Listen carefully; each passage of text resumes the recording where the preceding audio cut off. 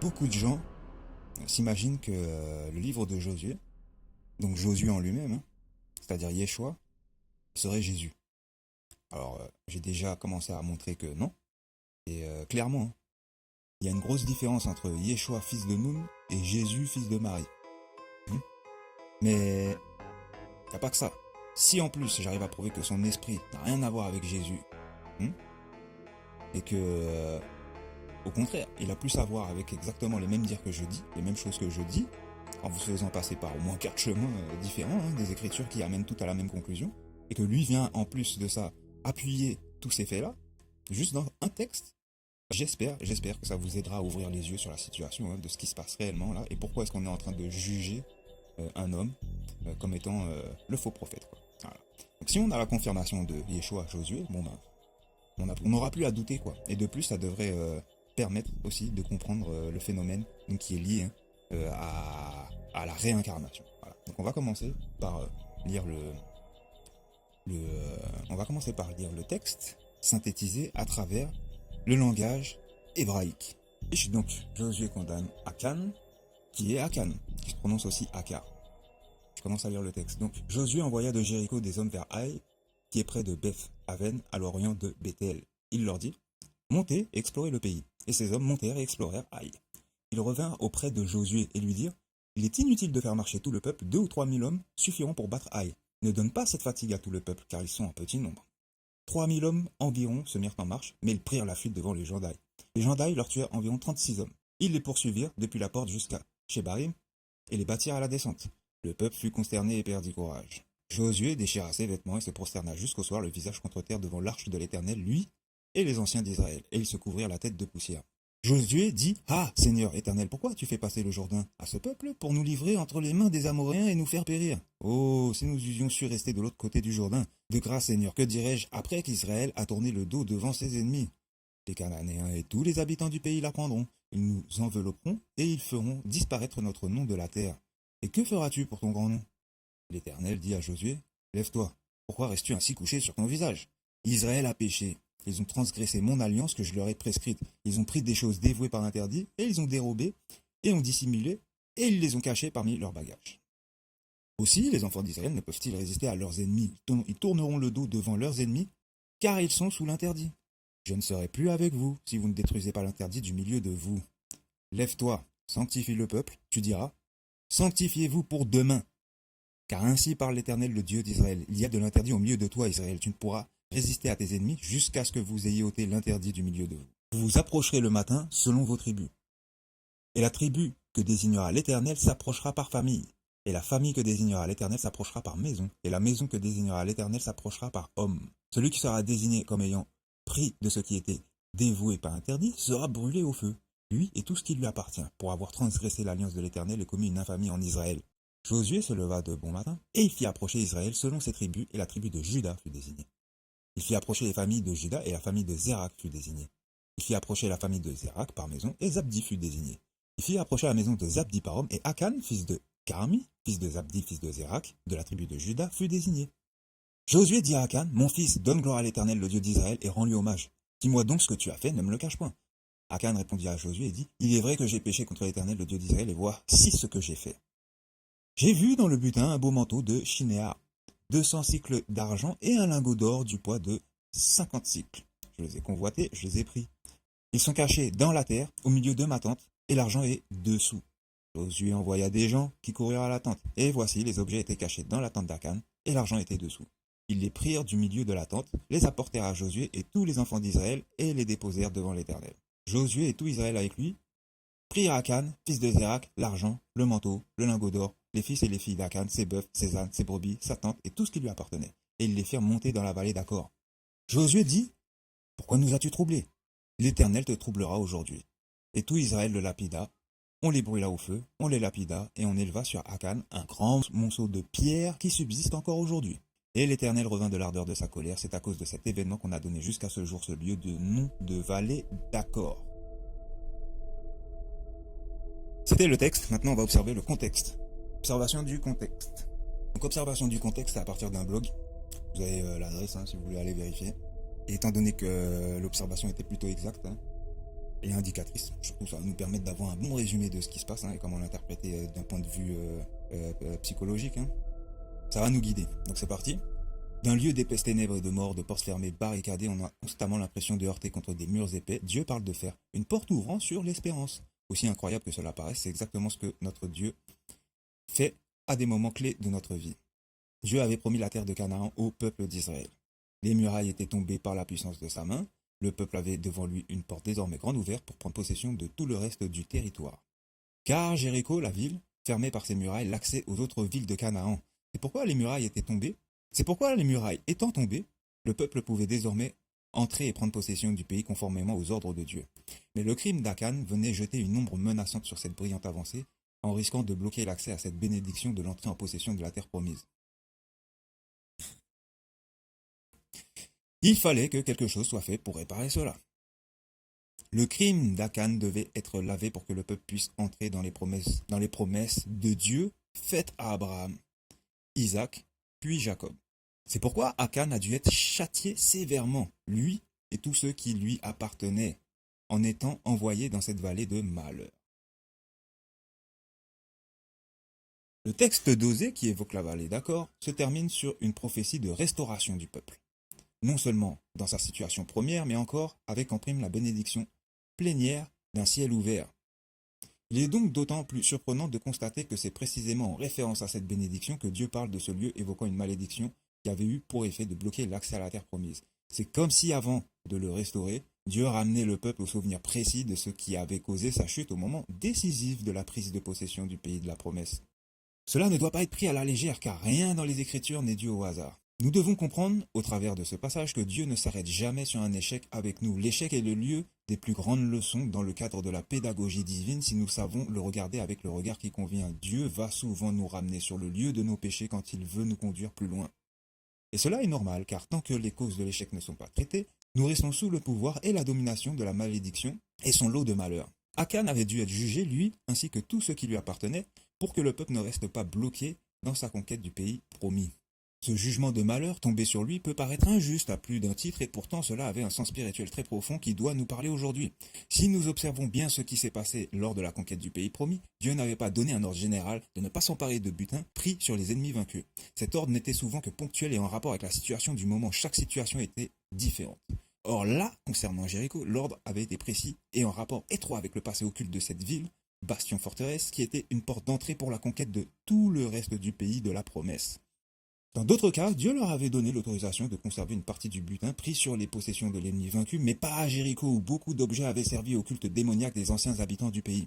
C'était particulièrement le cas du manteau de Shinéar qui avait suscité la convoitise d'Akan. Ce manteau, qui n'était pas un simple vêtement, revêtait un caractère particulièrement occulte qui risquait de pervertir à terme tout le peuple d'Israël et le rendre impropre à entrer dans l'appel que Dieu lui adressait dans cette terre de sa promesse. Dans un autre message, j'avais parlé des caractéristiques occultes de ce manteau, de son symbolisme, spécifique en rapport avec la divination, pratique que Dieu éprouve fortement. On va rebondir sur une autre page de ce bloc qui parle justement de ce manteau. Et après on revient sur le texte. On va comprendre que c'est pas l'argent, c'est pas le lingot d'or, c'est clairement le manteau qui pose problème là avec cette histoire de jugement sur Akan. Le texte commence en disant comme titre la convoitise du mauvais arbre ou le discernement du vrai cep. Les dons spirituels provenant des profondeurs de Satan peuvent avoir l'apparence extérieure des dons spirituels venant des profondeurs de Christ, en qui sont cachés tous les trésors de la science, entre parenthèses. Mais ils n'en ont jamais la nature, de même que les fruits de l'arbre de la connaissance du bien et du mal pouvaient à la vue offrir l'aspect extérieur du fruit de l'arbre de vie sans jamais pouvoir en libérer le goût ni les propriétés. C'est par le regard que la convoitise s'est exercée au commencement dans le jardin au niveau de l'apparence, quand Ève vit que l'arbre était beau à regarder et que son fruit semblait bon à manger. C'est aussi cette convoitise des yeux qui avait amené le jugement de Dieu sur le peuple d'Israël après la conquête de Jéricho, première étape dans la terre promise. La convoitise d'Akan pour la possession du manteau de Shinéar, dans un butin qui aurait dû être entièrement dévoué par interdit, et pour une raison précise. Ce manteau symbolisait une connaissance et une sagesse menant à la mort. Le roi de Shinéar s'appelait Amraphel, ce nom signifiant « qui parle des choses cachées ». La révélation des choses cachées fait référence au prophétisme. Paul dit d'aspirer au don spirituel, surtout à celui de la prophétie. Mais nous devons noter que concernant la révélation, c'est toujours Dieu qui prend l'initiative de révéler les choses cachées. Et lorsque l'homme court-circuite cette procédure, il entre dans de la divination. Le manteau de Shinéar, entre parenthèses vêtements du 2, est l'antithèse du manteau de prophète, vrai vêtement spirituel dont le Seigneur revêt ses véritables porte-paroles. L'adversaire cherche sans cesse à copier les choses saintes dans le but de les pervertir. Les faux prophètes ont eux aussi un manteau qu'ils revêtent, mais pour mentir et tromper. Zacharie 13, verset 4. Qu'est-ce qu'on trouve en Zacharie 13, 3, 4? Il est dit, si quelqu'un prophétise encore, son père et sa mère, qui l'ont engendré, lui diront, tu ne vivras pas, car tu as dit des mensonges au nom de l'Éternel. Et son père et sa mère qui l'ont engendré le transperceront quand il prophétisera. En ces temps-là, les prophètes rougiront de leur vision quand ils prophétiseront, et ils ne revêtiront plus un manteau de poil pour mentir. Chacun d'eux dira, je ne suis pas prophète, je suis laboureur, car on m'a racheté dès ma jeunesse. Alors il faut savoir que si on lit 2 Rois 1, verset 8, il est dit, ils lui répondirent, c'était un homme vêtu de poils et ayant une ceinture de cuir autour des reins. Et Acasia dit, c'est Élie, le Tishbite. Donc, référence à manteau de poils, hein, on a déjà, tu vois ce que je veux dire, des références qui sont dans les livres de l'ennemi, hein, soit modifiées, soit écrits par l'ennemi, et on comprend déjà, tu vois ce que je veux dire, là où on nous emmène, quoi. Donc on revient sur Akar, là, et son manteau de Shinéa, par rapport à sa condamnation, ainsi que celle du peuple d'Israël. On trouve en Michée un texte qui parle au pluriel des prophètes. Il parle pas comme si tout le monde peut devenir prophète. Hein. Les écritures sont très précises. Les écritures sont très précises. Et c'est ça qu'il faut voir. Donc, Michée 3. Je dis, écoutez, chef de Jacob et prince de la maison d'Israël. N'est-ce pas à vous de connaître la justice? Vous haïssez le bien et vous aimez le mal. Vous leur arrachez la peau et la chair de dessus les os. Ils dévorent la chair de mon peuple, lui arrachent la peau et lui brisent les os. Ils le mettent en pièces comme ce qu'on cuit dans un pot, comme de la viande dans une chaudière. Alors ils crieront vers l'Éternel, mais il ne leur répondra pas. Il leur cachera sa face en ces temps-là, parce qu'ils ont fait de mauvaises actions. Ainsi parle l'Éternel sur les prophètes qui égarent mon peuple, qui annoncent la paix si leurs dents ont quelque chose à mordre, et qui publient la guerre si on ne leur met rien dans la bouche. À cause de cela, vous aurez la nuit, et plus de visions. Vous aurez les ténèbres, et plus d'oracles. Le soleil se couchera sur ces prophètes, le jour s'obscurcira sur eux. Les voyants seront confus, les devins rougiront, tous se couvriront la barbe, car Dieu ne répondra pas.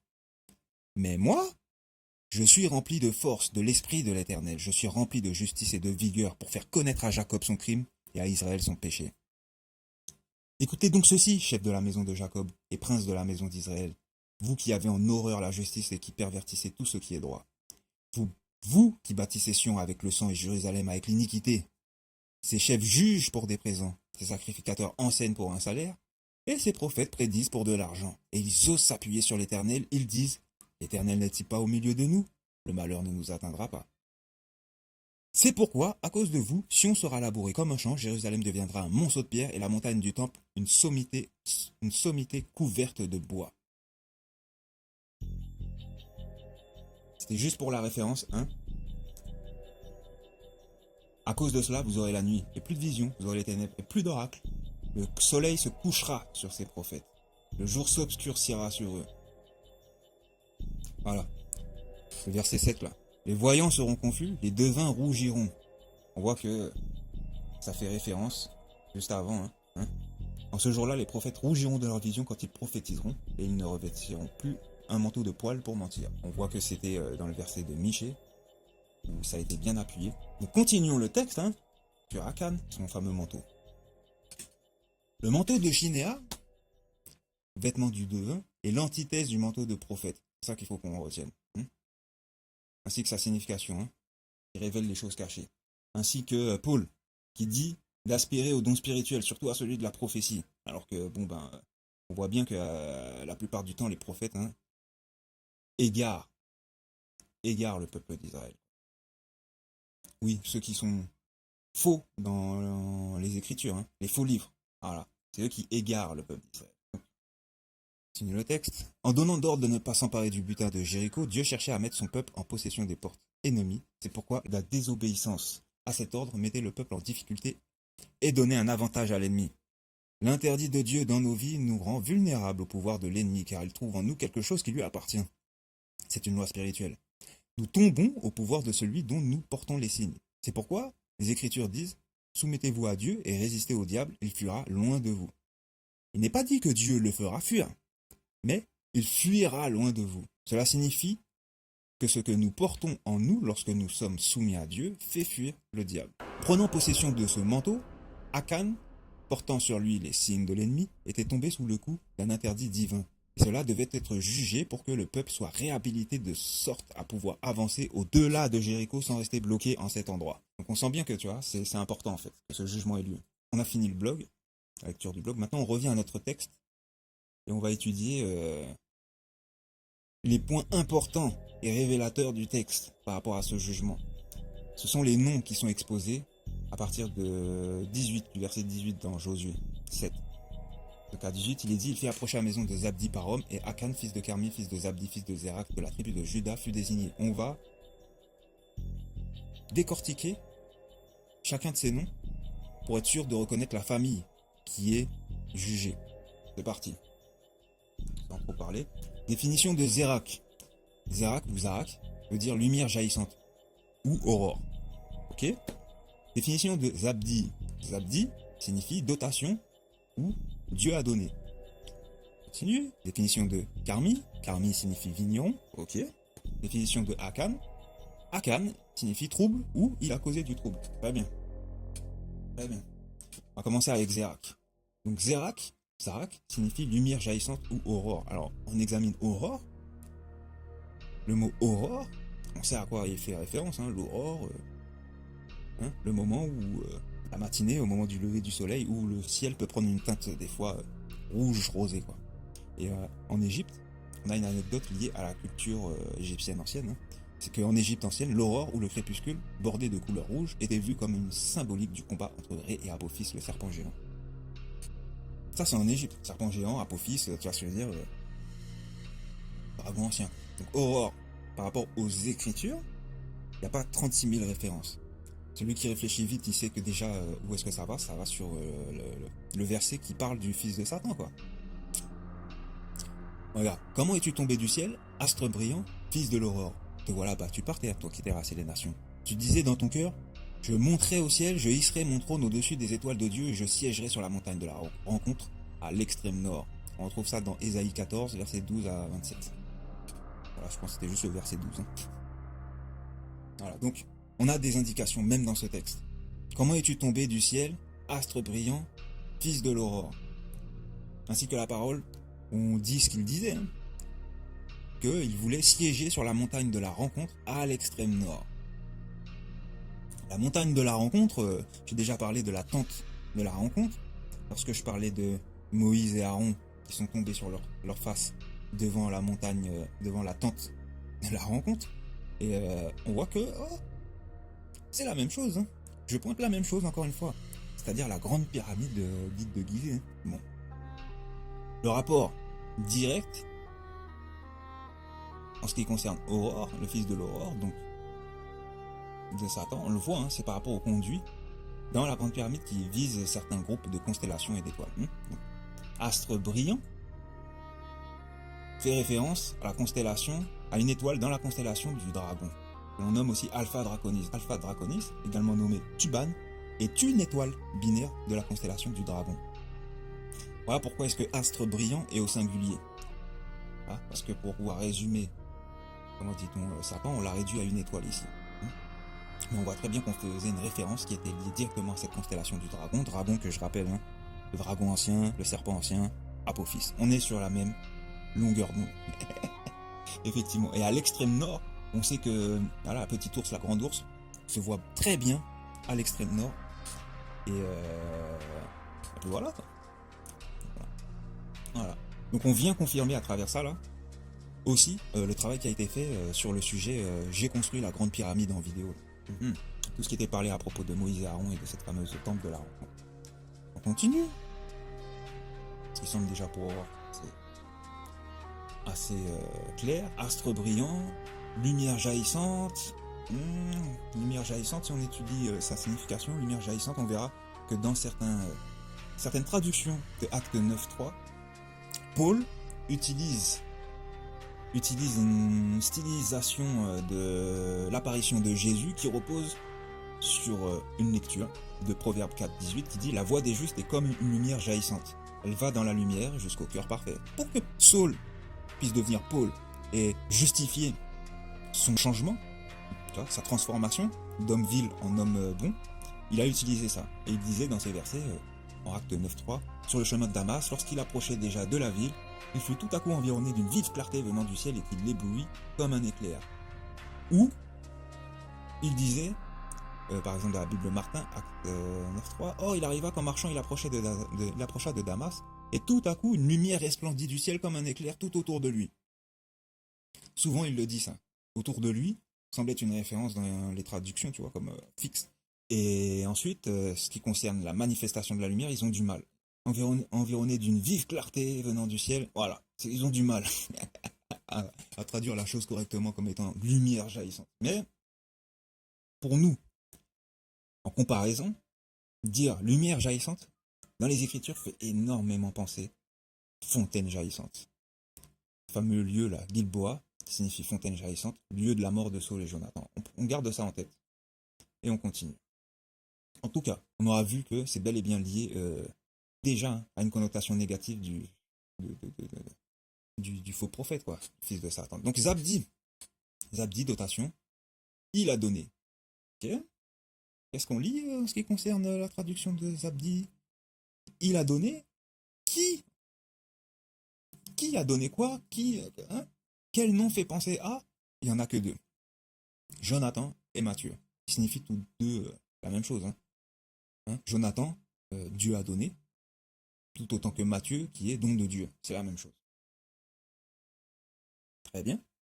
Il n'y en a pas d'autres, donc on garde ça en tête. Soit un Matthieu, soit un Jonathan, mais ça veut dire la même chose. On sait que ça veut dire la même chose, c'est le même prénom.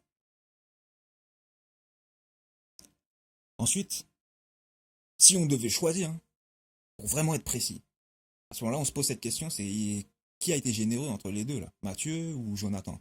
Eh ben, on retrouve un verset où Jonathan donne effectivement quelque chose. En 1 Samuel 18, alors que David finissait de parler à Saul, Jonathan s'attacha à lui. Jonathan aima David comme lui-même. Ce jour-là, Saul garda David chez lui et ne le laissa pas retourner chez son père. Jonathan fit alliance avec David parce qu'il l'aimait comme lui-même. Il retira le manteau qu'il portait pour le donner à David et lui donna ses vêtements, y compris son épée, son arc et sa ceinture. Bon bah, voilà. Les Écritures nous disent que Jonathan a conclu une alliance avec David, lui donnant sa robe, sa tunique, son épée, son arc, sa ceinture. On a notre bonhomme, le fameux Jonathan, semble être l'élu.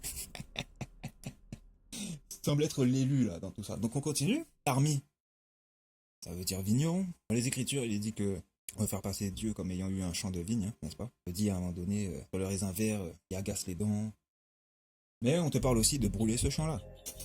Donc, avant d'en arriver là, on va essayer de comprendre qui est le vigneron. Donc ce passage parle d'un vrai cep. On revient au blog qui a donné aussi de bonnes indications à cette femme. Donc Jean 15, je suis le vrai cep et mon père est le vigneron. Je rappelle que Jean, c'est le livre qui a été rajouté après les 3 livres, Matthieu, Marc et Luc, comme introduit comme un cheval de Troie par Jean de Patmos. Je le rappelle pour qu'on puisse comprendre que c'est contradictif par rapport aux 3 évangiles et c'est là pour lui donner des bâtons dans les roues. Voilà. Sachant que c'est des œuvres de mensonge, il fallait, tu vois, tout simplement quelque chose d'aussi puissant pour renverser la balance. Je suis le vrai cep et mon père est le vigneron. Ce passage parle d'un vrai cep. L'accent mis sur le qualificatif vrai signifie qu'il existe à côté un ou des faux ceps, que la Bible nomme d'ailleurs des ceps étrangers. La preuve en est que dans la suite de ce passage, Jésus parle de sarments qui sont et demeurent en lui. Les faux ceps ont aussi des sarments, seulement ils ne sont pas connectés au vrai cep pour pouvoir porter son fruit. Aussi, ils portent des fruits différents. En Jérémie 5, verset 10, il est question de ces sarments qui doivent être retranchés car ils ne sont pas à Dieu. Ce passage du livre de Jérémie évoque l'infidélité du peuple que Dieu s'était mis à part. À aucun moment la Bible n'envisage la prostitution ou l'infidélité en parlant d'un peuple qui n'était pas à Dieu au départ. La mise en garde contre la prostitution spirituelle ne peut concerner qu'un peuple appartenant à Dieu mais qui s'éloigne de son premier amour pour s'attacher à un autre. C'est cela l'apostasie, c'est un message pour l'Église aujourd'hui. 2 Thessaloniciens 2 à 3. Bon. C'est intéressant ce qu'elle dit, c'est exactement ça, quoi. C'est que le peuple s'est attaché s'est détaché de son premier amour pour s'attacher à un autre. C'est lui qu'on est en train de juger, semble-t-il. Alors parmi les vignerons, si on reste sur le sujet, hein, comme on l'a vu avant dans les versets des Écritures, que le peuple qui est jugé, en fin de compte, le peuple à qui on s'adresse, on parlait de Rome, gréco-romain, quoi. Voilà, c'est là qu'on va aller chercher. S'il y a forcément un vigneron. Ah oui, et sur qui on va tomber? Dionysos. Dionysos est dans la religion grecque antique le dieu de la vigne, du vin, de la fête et des excès, c'est-à-dire la débauche. Il est une figure majeure de la religion grecque et un dieu de première importance au sein de l'orphisme. Les hymnes orphiques comportent de très nombreuses prières en son honneur et s'organisent pour donner une image de l'ordre du monde naturel et moral qui montre que, dans cet ordre, Dionysos joue un rôle particulier. Donc on comprend que ce fameux Dionysos, vigneron, hein, dieu de la vigne et du vin, de la fête et de la débauche, voilà, on veut le placer au centre même de la culture gréco-romaine. Hein. Et on a vu les dégâts.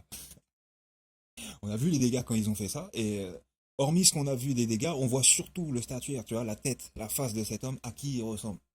Oh que oui, on voit très bien à qui il ressemble. Le visage, il est connu. Mais passons, continuons. On veut plus de précision, on veut être sûr. On veut être sûr, on veut être sûr. Donc on va mettre ça sur le côté. Et on va aller voir ce que disent plutôt les Écritures. Alors je reprends le blog, pour donner une petite précision. Hein. Je reprends un fait du blog. À un moment donné, elle continue donc sur cette fameuse vigne.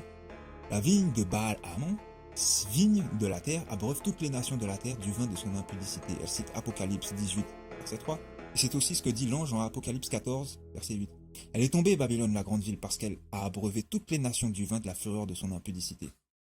Ce mystère de l'apostasie est une vigne qui produit un vin qui abreuve la multitude des nations de la terre. Et c'est pour cela qu'elle est symbolisée dans ce cantique par la vigne de Baal-Hamon, qui signifie Seigneur ou Maître de la multitude. Ce vin dont elle abreuve la multitude des nations de la terre est un vin d'impudicité et de prostitution, entre parenthèses, qui va susciter le jugement de la fureur de Dieu contre elle. Et ce jugement touchera aussi tous les sarments qui y sont greffés. C'est pour cela que cette voix du ciel se fait d'ores et déjà entendre. Sortez du milieu d'elle, mon peuple, afin que vous ne participiez pas à ces fléaux. Lorsqu'on on regarde à qui ressemble Baal-Hamon, Baal-Hamon, il avait deux images, une à Qatar, c'est celle où on ressemble à la terre cuite, avec son grand chapeau en haut, et une en Grèce, c'est à Rome, il a continué son petit cheminement. Les blancs le représentaient avec des cornes d'un bovin, puis au fur et à mesure, bon ben, il y a eu celle du bouc. On voit encore une fois le modèle évolutif et à qui il ressemble. Bizarrement, moi je trouve que les deux styles-là, se ressemblent énormément, comme si on a pris le même modèle. Passons. On a ce détail sur Baal-Hamon. On sait que c'est le chant qui est réservé à c'est Salomon qui est gardien de ce chant. À un moment donné, dans les Écritures, on verra ça sûrement en précision, c'est que Dieu décide de... Tout simplement que ça, là, ça va brûler. Ça va brûler et puis on va le remplacer par autre chose, quelque chose de plus sain. Bah oui. C'est pas avec le vin de l'impudicité qu'on va, tu vois ce que je veux dire, évoluer. Hein. Ah non. Puis on se rappellera toujours, tu vois, des références au vin et de la coupe, de la colère de Dieu, qui doit être donnée aux faux prophètes pour qu'ils puissent, tu vois ce que je veux dire. Eh ouais. Participer à ce jugement, parce que c'est lui-même, tu vois ce que je veux dire, qui a amené toutes ces choses-là mauvaises sur la terre. Le fameux vin d'impudicité qui fait pécher tout le monde. Donc continuons. Akan signifie trouble, ou il a causé du trouble. À qui fait référence Akan? Même si on commence à en avoir une idée, on ne peut pas faire de jugement hâtif. Donc, oui, on va aller dans les détails de l'accusation, ça va être un peu plus clair après. Parce qu'il y a des détails importants là-dedans qui se reflètent aussi en effet miroir dans les Écritures. C'est parti. La vengeance de Dieu sur la lapidation d'Étienne, premier martyr ou témoin. Alors, qu'est-ce qu'un martyr? On se le rappelle, hein, on s'égare pas. Le mot martyr vient du grec, au pluriel martyres, qui signifie simplement témoin. On le retrouve dans la célèbre phrase du Christ qui annonce la Pentecôte juste avant son ascension. Il disait « Vous recevrez une puissance lorsque le Saint-Esprit viendra sur vous, et vous serez mes témoins à Jérusalem, dans toute la Judée, dans la Samarie et jusqu'aux extrémités de la terre. » On retrouve ça dans Acte 1, verset 8. À force de témoigner pacifiquement de l'amour de Dieu, manifesté en Jésus-Christ pendant les terribles persécutions des premiers siècles de l'ère chrétienne, le terme est devenu synonyme de mort en martyr. Mourir en témoin du Christ et de son amour pour tous les hommes n'avait évidemment rien à voir avec l'idée d'imposer ses convictions ou sa religion aux incrédules et aux ignorants. Il ne s'agissait absolument pas d'imposer la paix au monde par la force, entre parenthèses, force des armes ou des arguments d'autorité, tout cela au prétexte de Dieu, fermez la parenthèse, mais simplement d'en être les témoins. Or, le témoignage de quelqu'un ne vient pas de ses mérites ni de ses efforts, mais vient simplement de ce qu'il a vu ou entendu quelque chose qu'il ne garde pas pour lui-même. Donc, maintenant qu'on se rappelle que martyr, c'est juste ça, hein, c'est témoin, ça n'a rien à voir avec mourir, d'être représenté mort, mais juste d'être un témoin vivant, c'est différent. Voilà. Ou une parole, hein, mais bon. Continuons, puisqu'on est là sur les faits qui sont liés à la lapidation. Donc, œil pour œil, lapidation pour lapidation. Pourquoi ce titre? Parce que c'est ce qui est indiqué dans les Écritures, la loi du talion. La loi du talion, on la retrouve jusque dans Apocalypse 13:10. C'est une directive de pensée pour rester ancré sur le sujet des Écritures. Rappelons-nous que l'Ancien Testament, les Écritures, c'est le terrain de bataille. On ne peut pas sortir du contexte, comme je vous montre en fait que on doit rester ancré en fait sur le terrain et des affaires du terrain qui sont jugées en fait. Voilà. Si on doit en sortir, c'est par rapport à ce qui est montré. Comme lorsqu'on précise Baal-Hamon, on veut savoir qui est Baal-Hamon. Voilà, tout simplement. Donc on va chercher, on prend, on regarde, tu vois ce que je veux dire? Voilà. S'il n'était pas marqué, on ne serait pas allé chercher. Donc œil pour œil, lapidation pour lapidation. On dit en Apocalypse 13:10, si quelqu'un est destiné à la captivité, il ira en captivité. Si quelqu'un tue par l'épée, il faut qu'il soit tué par l'épée. C'est ici la persévérance et la foi des saints. On te dit que c'est une locution de phrase, sens figuré. L'être humain paie souvent par sa mort la violence qu'il a exercée. C'est aussi simple que ça. On garde ça en tête, que ça reste pour les Écritures. Hein. C'est pas quelque chose qui doit être appliqué. Non, c'est pour l'état d'esprit du jugement en fait. Donc on reprend notre texte de Josué 7. Maintenant qu'on a un peu plus de détails sur le manteau de Shinéar, ce qu'il représente, l'habit du faux prophète, etc. Et qu'on voit que c'est dans le texte. On commence à comprendre que Josué est en train d'accuser tout ça. De faux prophètes, cette famille. Donc Josué dit, pourquoi nous as-tu troublés? L'Éternel te troublera aujourd'hui. C'est un jeu de mots par rapport au nom d'Akan. Et tout Israël le lapida. On les brûla au feu, on les lapida, et l'on éleva sur Akan un grand monceau de pierre qui subsiste encore aujourd'hui. Et l'Éternel revint de l'ardeur de sa colère. Hein. C'est à cause de cet événement qu'on a donné jusqu'à ce jour ce lieu de nom de vallée d'accord. Donc, et tout Israël le lapida, c'est censé renvoyer à quoi? À qui? C'est censé nous faire penser à quoi dans les Écritures? Hein, ça renvoie à la lapidation d'Étienne, hein, que Saul a approuvé. Eh oui, acte 8, verset 1. Saul avait approuvé le meurtre d'Étienne. Moi, je suis pas ami d'un meurtrier, c'est simple. Alors, je vous conseille, c'est la même chose. Je vous conseille, si vous voulez vraiment rechercher la droiture, de lâcher Paul. Ne le soutenez plus moralement. Arrêtez, tu vois ce que je veux dire, de croire que, voilà. Il a servi Dieu, machin, il n'a pas été appelé. Du tout. Surtout quand on voit que c'est quelqu'un qui est capable d'approuver la mort d'un homme qui n'a levé la main sur personne, en fait. Étienne. Ah bah oui. Donc, acte 7. C'est là où on a trouvé tout ça. Je le rappelle, hein. Acte 7, arrivé au verset 58. Ils le traînèrent hors de la ville et le lapidèrent. Les témoins déposèrent leurs vêtements aux pieds d'un jeune homme nommé Saul. Et ils lapidaient Étienne, qui priait et disait, Seigneur, reçois mon esprit. Puis s'étant mis à genoux, il s'écriait d'une voix forte, Seigneur, ne leur impute pas ce péché. Après ces paroles, il s'endormit. Il s'endormit, ça veut dire que son âme, tu vois, elle est sortie de son corps, quoi. Il est mort. Donc, ça fait référence à qui? Parce qu'on dit que Étienne, c'est le premier martyr. Hein. Bon ben, voilà. Si on cherche dans les temps, celui qui a subi les mêmes conséquences de la lapidation d'Étienne, c'est le maître de justice, hein, c'est-à-dire le prêtre de Tsadok. Étienne est son image, soi-disant premier martyr. Alors je vais vous lire un texte où il est dit, par rapport aux écrits de Qumran, hein, ce qu'on a pu y trouver et faire en référence, que, traduit devant le tribunal de Beth Af Mispat, Ben Yoézer, c'est-à-dire le maître de justice, hein, fut condamné au châtiment prévu pour le violeur du temple sacré, l'incestueux, le rebelle et le meurtrier. Ainsi, son exécution devait frapper les esprits puisqu'elle combinait les 4 manières de mettre à mort correspondantes aux 4 accusations. Il fut lapidé, brûlé, étranglé et décapité. Et, de surcroît, crucifié si l'on en croit la description laissée par le Midrash Rabbah. Un long passage trop peu connu. Alors, autant Paul, il parle de lapidation, autant on sait que, hein, le texte on vient de le lire, hein, Akan fut lapidé et brûlé. Si on garde en tête, œil pour œil, dent pour dent, la loi du talion, on comprend que là, tu vois, ça nous aide énormément pour pouvoir rectifier la vérité. Donc ce Étienne a été aussi brûlé, tout comme le maître de justice, mais tout le reste, étranglé, décapité, crucifié, si c'est pas marqué dans le texte, c'est que ça n'est pas arrivé. Donc le pécheur des psaumes, dans les livres les rouleaux de Qumran, là. Le pécheur des psaumes dit que le maître de justice est le juste mentionné dans le psaume 37 et qu'il a été mis à mort et ressuscité par Dieu. Alors ce psaume dit: l'impie guette le juste et cherche à le mettre à mort. Dieu ne l'abandonnera pas dans sa main et ne le laissera pas condamner quand il sera jugé.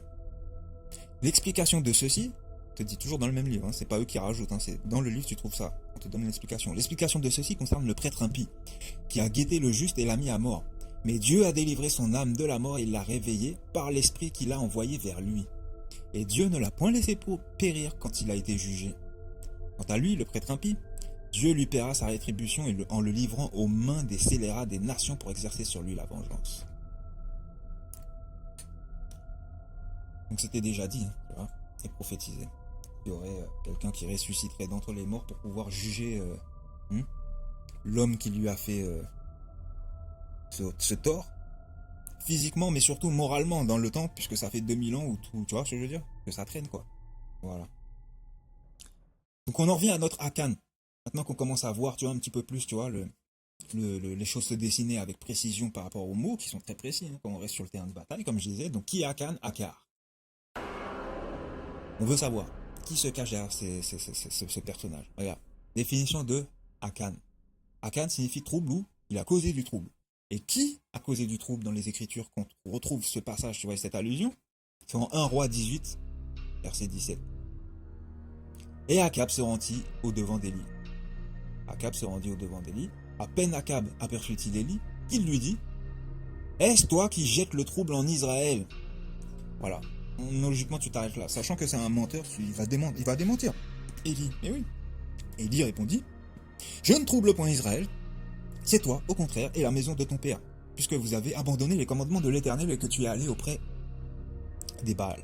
Tu es allé après les Baals. Donc, tu prends ton tampon, là, et puis poum, tu fais tomber dessus, tu marques Élie. Voilà, on a Élie. Élie, il a causé du trouble. Est-ce toi qui jettes le trouble en Israël? C'est aussi simple que ça. On sait aussi que Akan, également appelé Akar. Et Akar renvoie à quoi? Akar veut dire lié, attaché, emprisonné, lié avec des cordes. Cindre, commencer la bataille, obligation de serment, ou en deux, être emprisonné, lié, enchaîné. Donc dans le 1 de sa signification, cindre, lié, cindre, on a une référence. Qui a été saint, qui aura sa ceinture retirée? C'est Pierre. En vérité, je te le dis, quand tu étais jeune, tu mettais toi-même ta ceinture, nous dit Jean 21, verset 18. Et tu allais où tu voulais. Quand tu auras vieilli, tu étendras les mains et un autre te ceindra et te mènera où tu ne voudras pas. Voilà. On l'a. Le mot référence, ceindre. Et un autre te ceindra. On a une profession en plus qui est donnée, qui est derrière Pierre, quoi. Et bon, c'est fini en fait. Lorsque tu étais comme un animal sauvage, tu vois, où tu faisais ce que tu voulais. Là, maintenant, un autre te ceindra, tu vois, un autre va t'attacher, tu vois, et il va te mener là où tu voudras pas, c'est-à-dire à la mort spirituelle. Et ouais. Tu prends ton tampon, bam, boum, Pierre. Ça y est. Tu l'as repéré. Tu continues, parce que tu as vu que dans le mot Akar, il y a aussi être emprisonné, lié, enchaîné. Tu veux que ça soit plus précis. Donc. Tu vas chercher qui a été emprisonné, lié, enchaîné. Et qui est-ce qu'on trouve qui est dans cette situation? Paul. Paul, de son propre témoignage, en Éphésiens 3, 1, verset 1, il dit: à cause de cela, moi, Paul, le prisonnier de Christ pour vous, païens. Voilà. Le prisonnier, être emprisonné. Paul est accusé, mais on veut être sûr. Parce qu'il n'y en a pas un deuxième. Oui, il y en a encore un deuxième. Lié à prisonnier. C'est Jean-Baptiste. Matthieu 11, verset 2. Jean-Baptiste, dans sa prison, a entendu parler du Christ, de ce qu'il a fait. Il envoie quelques-uns de ses disciples pour demander à Jésus: est-ce que tu es le Messie qui doit venir? Ou bien devons-nous en attendre un autre? Jésus leur répondit: allez raconter à Jean ce que vous avez entendu et ce que vous voyez. Les aveugles voient clair, les boiteux marchent bien, les lépreux sont guéris, les sourds entendent, les morts se réveillent, les pauvres reçoivent la bonne nouvelle. Il est heureux celui qui ne refuse pas de croire en moi. Les disciples de Jean repartent. L'adulation, quoi. Il est heureux celui qui croit. Non, franchement, ça abuse. Donc bref, Jésus se met à parler de Jean aux foules qui sont là. Il leur dit: qu'est-ce que vous êtes allés regarder dans le désert? Un roseau secoué par le vent? Non. Alors qu'est-ce que vous êtes allés voir? Un homme habillé de vêtements élégants? Logiquement, tu réagis vite, hein. Tu te dis, mais attends, ce fameux Jean-Baptiste là, il n'était pas du tout habillé de manière élégante.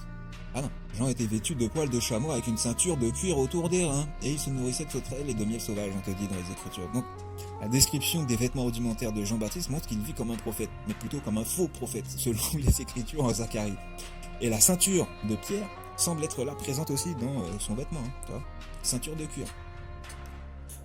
Donc, on a envie de se poser la question, ouais, jusqu'où ça va? Ouais. Bah regarde, ensuite la Bible dit clairement que Jean-Baptiste est Élie. Non pas au sens littéral, mais parce qu'il est revêtu de l'esprit et de la puissance d'Élie. Ça c'est en Luc 1, 17. Regarde comment leur propre témoignage est en train de leur retomber dessus, quoi. Jean-Baptiste est le précurseur du Messie qui annonce son avènement comme Élie l'a fait dans l'Ancien Testament et pourrait le refaire à l'avenir, on dit voir Apocalypse 11. Effectivement. Donc, enfin, Jean-Baptiste lui-même atteste qu'il n'est pas Élie réincarné. En Jean 1, il s'identifie comme le messager d'Ésaïe 40, en 40 verset 3, mais pas comme l'Élie de Malachie 3, verset 1. Il nie même clairement être Élie, en Jean 1, verset 19 à 23. Alors je rappelle pourquoi, hein.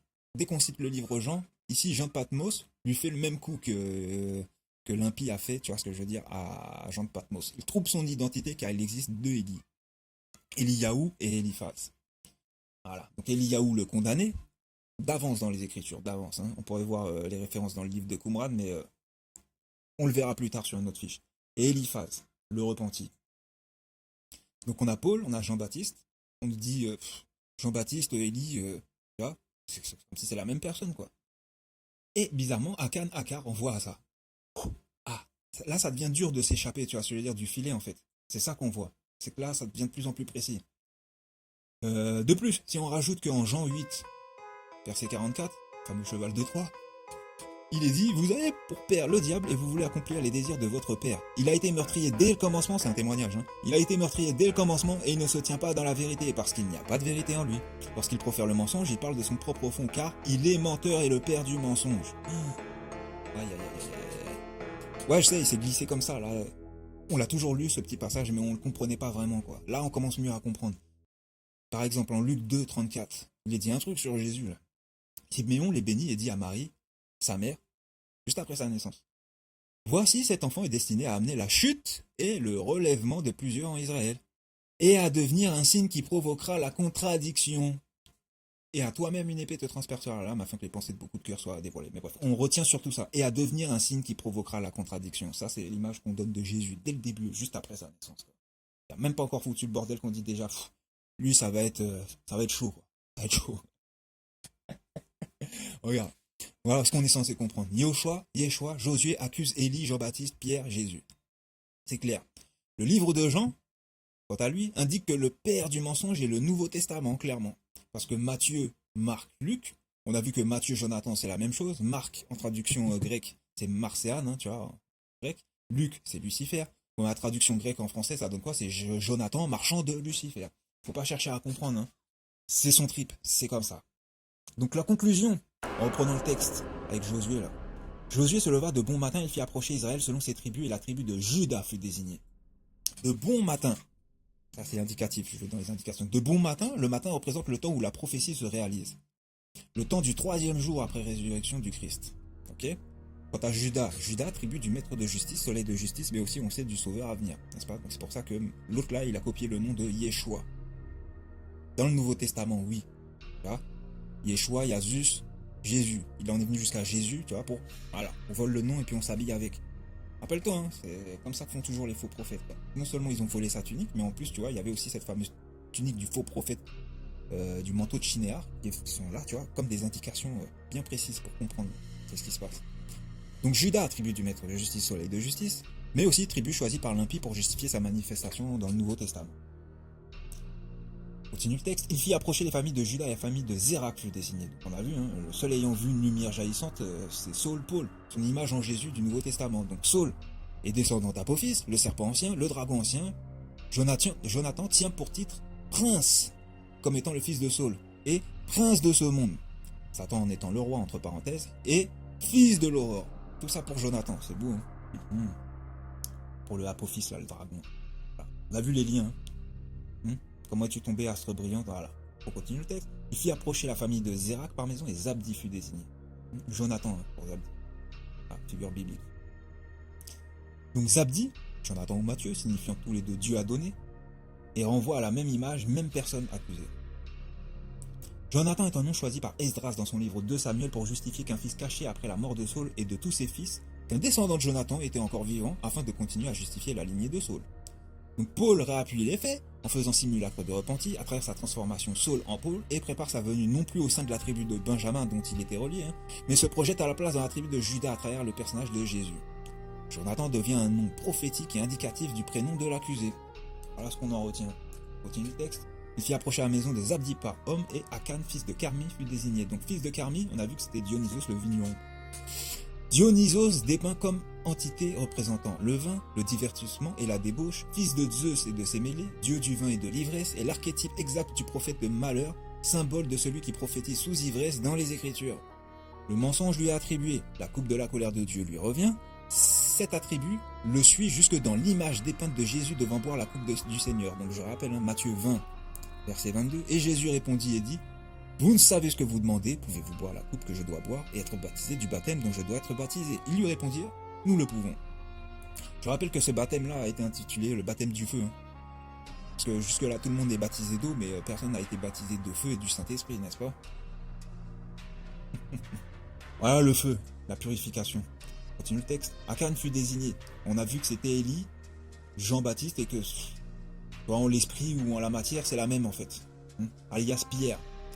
Donc Jean, Élie et Pierre sont liés à la prophétie, non pas en qualité de prophète, mais comme menteurs compulsifs liés au manteau de poils de Beth chez Élie et de poils de chameau pour Jean. Pierre, homonyme de Jésus mais sans perfection dans ses œuvres, est lui aussi lié par un symbole du faux prophète, sa ceinture. Il est prophétisé sur lui par Jésus que ce sera quelqu'un d'autre qui lui retirera la dernière partie de son habit de faux prophète. Ainsi, il se retrouvera nu. Scène de fuite de l'homme nu en Marc 14, versets 51 à 52. Il est dit qu'à un moment donné de l'arrestation de Jésus, alors que tous l'abandonnèrent pour prendre la fuite, un jeune homme le suivait n'ayant sur le corps qu'un drap. On se saisit de lui, mais il lâcha son drap et se sauva tout nu. Ça, c'est première référence. Donc Jean de Patmos qui a écrit Jean, le 4e livre de l'évangile pour le coincer, dit, en Jean 21, il nous laisse entendre, Jésus conseille à ses disciples de jeter le filet du côté droit du bateau. Aussitôt, le filet se retrouve rempli de gros poissons. Jean reconnaît alors que c'est le Seigneur. Et Pierre se jette aussitôt dans la mer car il était nu. Voilà. Donc le mec, à la fin, il est à poil. Et ces trois personnages-là sont clairement des faux prophètes. Ça renvoie donc à la condamnation du texte qu'on a lu juste avant, où Dieu parlait des faux prophètes qui rougiront de leur vision. Continue le texte. Josué dit, pourquoi nous as-tu troublés? L'Éternel te troublera aujourd'hui. Et tout Israël le lapida. Donc l'Éternel te troublera aujourd'hui. Aujourd'hui signifie au temps de l'accomplissement de la prophétie. De bon matin. Donc de bon matin était la référence temporelle qui équivaut à aujourd'hui en ce temps même. Le matin, c'est le début de l'ère du Verseau. Ce qui fait référence aussi au livre de l'ennemi en Luc 22, verset 10, où il dit, il leur dit, voici, quand vous serez entrés dans la ville, vous rencontrerez un homme portant une cruche d'eau. Suivez-le en la maison où il entrera. Bref, voilà la référence temporelle. Maintenant que nous savons que nous avons quitté l'ère des poissons et que tout le monde se demande quand commencera l'ère des Verseaux, ben ça commence là en fait. Ça commence là avec la révélation de toutes ces choses. Donc accusé de causer le trouble, entre parenthèses la contradiction, accusé de mensonge et accusé de meurtre, au final ça revient à qui tout ça? Ça revient à celui qui a déformé les Écritures, c'est-à-dire Cérinthe, l'ancêtre direct de Jonathan Masseau. Voilà. Ah oui, parce que c'est lui qui a réécrit, modifié le Nouveau Testament, là, l'Évangile. On a fait trois versions, bon, bref. Et on va lire un petit peu qu'est-ce qu'on dit sur ce fameux personnage-là, de Cérinthe, là, parce que lui, c'est pas une invention, il a existé. Et il y a des témoins. Donc Cérinthe, en grec, Kérinthos, est le nom d'un maître gnostique, ou réputé tel, qui aurait été contemporain de Saint Jean. Comme pour la plupart des gnostiques, il est très difficile de lui attribuer une doctrine précise, d'autant que, dans son cas, les notices des hérésiologues sont particulièrement confuses. Tiens, la confusion. Encore une fois, ça le suit. On a un texte qui s'appelle, que j'ai trouvé, qui parle de tout ça, qui s'appelle Patristique. Cérinthe, le plus grand adversaire de Saint Jean. Et donc dans ce texte, vous pouvez le lire si vous voulez, on va retenir surtout les points de témoignage, c'est que, bon, bah, à un moment donné, hein, hormis sa vision très éclatée de la divinité en ces temps-là, on a le témoignage d'Eusèbe qui confirme sous l'autorité de Dionysius d'Alexandrie. Ils disent de lui, de Cérinthe, il a arrangé le livre, remplaçant Jean par son nom et ne voulut emprunter le nom d'aucune autre autorité. Tu vois un peu l'esprit suspect hein, du personnage, quoi. Il a remplacé Jean par son nom, c'est exactement ce que je disais. On a deux Jean dans le Nouveau Testament là qui se battent là, après Actes, etc. quoi. Jean de Patmos et Jean l'Ancien, quoi. Et ça, c'est pas évident pour tout le monde hein, de comprendre, hein, je sais, mais voilà. Il faut savoir suivre aussi l'histoire. Pas que l'histoire du bouquin, mais l'histoire aussi en elle-même, tu vois. Voilà, on a des faits, les gens parlent, les hommes ont témoigné. Il faut voir, hein, faut se renseigner. Le deuxième témoignage, c'est Irénée, qui en a reçu de Jean, en fait. Donc elle disait, donc, dans le texte, il est dit « Quelle horreur Cérinthe aura été pour l'évangéliste Jean » et rapporté par Irénée, qui en a reçu le témoignage de Jean, étant allé au bain à Éphèse, aperçut Cérinthe à l'intérieur. Il bondit alors hors des termes, sans s'être baigné, en s'écriant « Sauvons-nous, de peur que les termes ne s'écroulent, car à l'intérieur se trouve Cérinthe, l'ennemi de la vérité. » Qu'est-ce qu'on entend là? On entend que Jean n'était pas du tout en accord avec cet homme. Au contraire, il connaissait son crime, et on sait maintenant pourquoi est-ce qu'il a dû fuir à Patmos, à cause de toutes ces histoires d'adversité avec cet homme qui a complètement remixé la vérité, des choses saintes que Rome avait reçues, et que cet homme est allé imposer, tu vois, sa marque, son esprit, de sa main, de ses idées, dans le livre. D'où le fait qu'il a émergé des sectes hein, de Cérinthe, hein, les Cérinthiens ou les Corinthiens, hein, selon les traductions. Voilà. Commence à comprendre. Commence à comprendre que, voilà. Là, le jugement, il est sévère. Quant à tous les points que j'ai fait en reliant, tu vois ce que je veux dire, la parole de Dieu qui généralise la condamnation des faux prophètes, ainsi que celle de Jean, ainsi que celle de Yeshua, tu vois, Josué, bon ben voilà, c'est fait. Tout est dit. Tout est dit, et le texte en lui-même, en très peu de choses, hein, t'as vu, quelques paragraphes là, boum, il a été très indicateur sur la révélation des noms des familles là qui sont jugées. On comprend que c'est la famille de cet homme-là, toujours qui en est sous le joug, quoi. Derrière ça, à part cette espèce de scène là, que tu vois, le décor que tout ça là engendre, il faut rester concentré sur le fait qu'on est là pour prouver le sujet de la réincarnation. Certes, ça passe par un jugement, mais tous ces faits-là devraient vous appuyer le fait que Yeshua était effectivement un prophète, qu'il a prophétisé sur un nom par rapport au futur hein, de son descendant hein, qui viendra faire les choses en application, que ça a été précisé jusque sur le prénom de la personne. C'est très important. Hein. C'est très important. Non pas que le prénom, ses ancêtres sont jugés, les affaires de mensonges du manteau de Chinéa, là, les faux prophètes sont jugés à l'avance. Et on a la révélation 2000 ans après, alors que personne n'a pu mettre cela au clair, sinon celui qui était censé être concerné. Je peux pas faire plus clair. Je peux pas faire plus clair. Donc sur ce, voilà, hein. On a les détails, on voit comment ça fonctionne. On n'est pas sorti du terrain, on était dans le terrain. On peut pas faire plus que sur le terrain que ça, en restant accroché aux mots et en connaissant les histoires qui tournent autour. Donc l'esprit a témoigné. Je vous dis bonne soirée ou bonne journée. Et à plus tard pour la suite.